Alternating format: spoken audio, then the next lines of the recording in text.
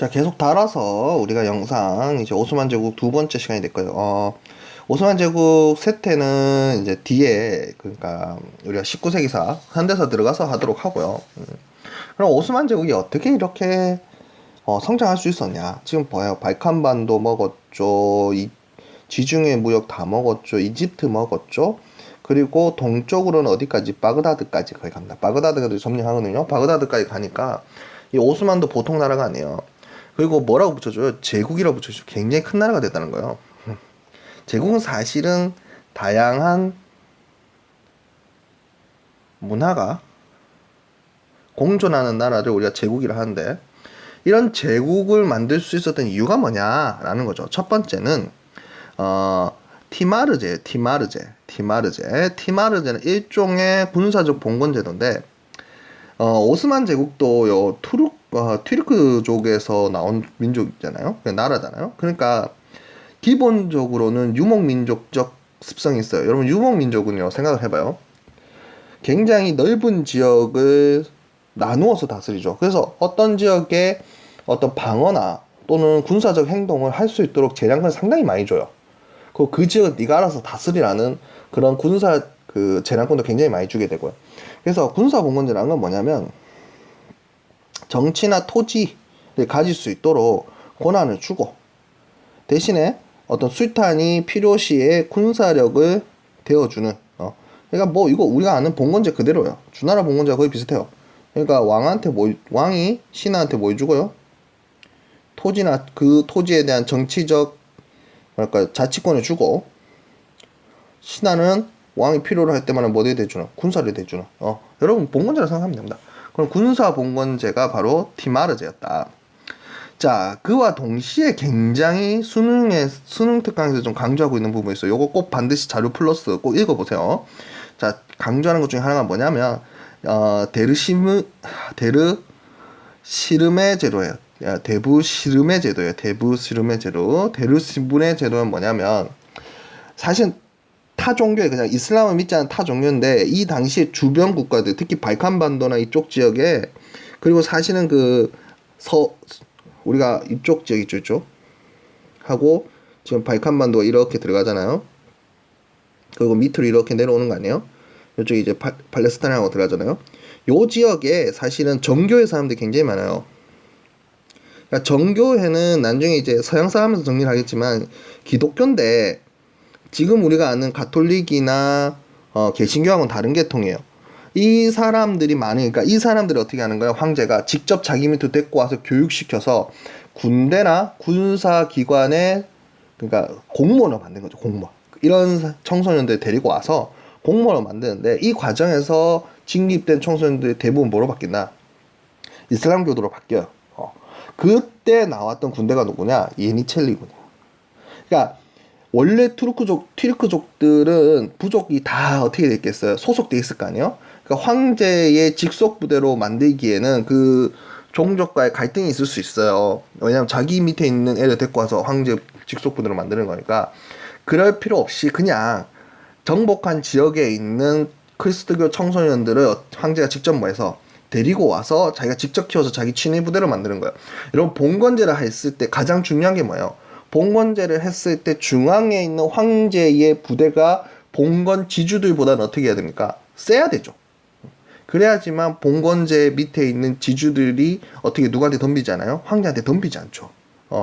자, 그런 걸 생각을 해보면 무슨 말인지 이해가 될 거예요. 그래서 그렇게 나온 부대가 뭐냐? 예니첼리 부대예요. 예니첼리 부대. 뭐 새로운 부대다 이런 뜻인데, 투르코로요. 예니첼리 부대. 그러니까 크게 보면 이런 거죠.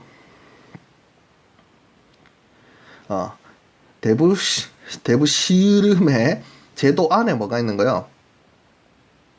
예니첼리 제도가 있다고 생각하면 맞다고 보면 됩니다. 또 친이들이 근데 그런 사람 또 뭐가 문제? 그러니까 여러분, 인상사에 문제가 안 생기는 건 없어요. 그냥 이 문제를 해결하고자 이렇게 해결 방안을 내놓으면 또 여기에 어떻게 돼요? 또 문제가 생겨요. 인생사는 다 그렇게 돌아가게 되어 있는데, 이 예니첼리 부대를 만들어서 황제권을 강화하는데 문제는 뭡니까? 예니첼리들이 이 황제권을 누구 권리라고 또 생각해요? 자기 권리라고 또 생각하게 되죠. 그러면 어떻게 됩니까? 황제를 어떻게 해요? 압박하게 되거나, 심지어 또 어떻게 돼요? 황제의 그러니까 계승권에도 어떻게 참여하게 되거나, 또 이게 또 안 되면 또 어떻게 합니까? 반란이 이렇게 뭐 이런 문제가 터지는 거죠. 그러니까 하나가 해결되면 하나가 어떻게 돼요? 또 생기고 이렇게 되는 거예요. 어쨌든 이 예니첼리라는 그 황제 직속 부대, 황제 친위 부대로 인해서 어떻게 된다? 오스만 제국의 영토 확장에 굉장히 큰 역할을 했고 굉장히 충성스러운 사람들이라 해요. 그러니까 아마 그런 거 아니겠어요? 비잔틴 제국 하에 있을 때 이 사람들이 뭐 많은 높은 어떤 뭐랄까 대우를 받지 못하다가 오히려 이민족인 이슬람 제국에 의해서 인정받게 되고 그 속에서 자기의 역할을 하게 되니까 그죠? 사람은 자기를 알아주는 자를 위해서 죽는다고. 그러다 보니까 아무래도 그 속에서 이제 더 열정적으로 싸우지 않았나 하는 부분이 있습니다. 경제는요, 이슬람은 계속 얘기하지만 동서 중개무역이에요. 그럴 수밖에 없다 했어요. 서쪽과 동쪽의 중간에 있기 때문에 동서 중개무역이 굉장히 발달하고요. 사회는 타민족이나 타 종교에 대해서 굉장한 관용이 가지고 있어요. 똑같아요. 여러분 알다시피 그냥 그 지지야 인도세만 내면 종교 믿는데 큰 문제가 없어요. 근데 쌤 저번에도 얘기했지 이 종교는 무슨 교? 일신교에 대해서만 이렇게 대한 겁니다. 다신교에 대해서는 다르게 대합니다. 자, 그 다음에 밀레트라는 제도가 있어요. 이것도 굉장히 중요한 제도인데 밀레트. 밀레트 제도는요 왜 중요하냐면 여러분 그 한국사의 사신관 기억나요? 사신관? 기억나는지 모르겠는데 이 사신관 제도라는 게 있었잖아요. 그러니까 중앙에 있는 관리 중에서 지역에 기반이 있는 관리를 중앙 관리로 뽑아서 이 중앙 관리로 하여금 그 지역을 어떻게 하는가 통치하도록 내지는 그 지역의 문제를 해결하도록 하는 거잖아요.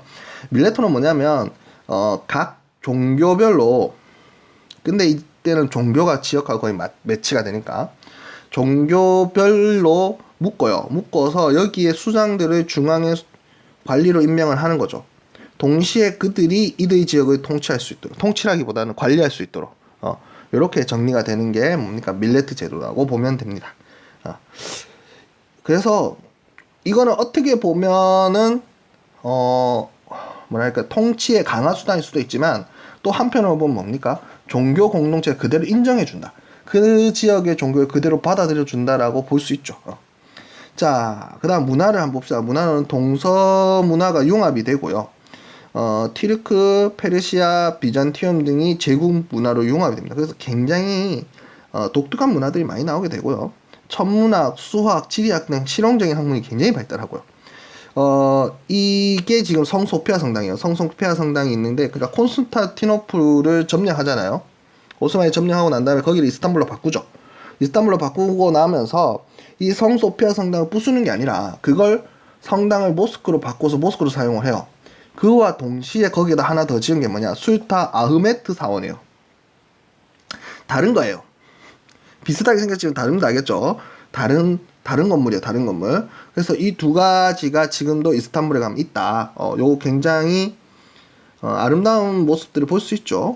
요런 것들은 수능에 그 시험 문제에 이렇게 자료로 많이 나오니까 한번 봐주세요. 자, 오스만 제국 다시 한번 중요한 것만 좀 정리합시다. 제도가 제일 중요해요.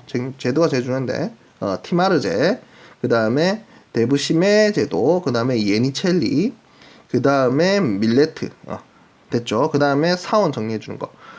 요쯤 오면 이제 오늘 이 영상 하고 그 다음 영상까지 찍으면 서아시아 끝나요. 여러분 서아시아 끝나면 여러분 나름대로 뭘 좀 정리하면 좋냐, 나라별 수도를 좀 정리하면 좋고요. 나라별 수도.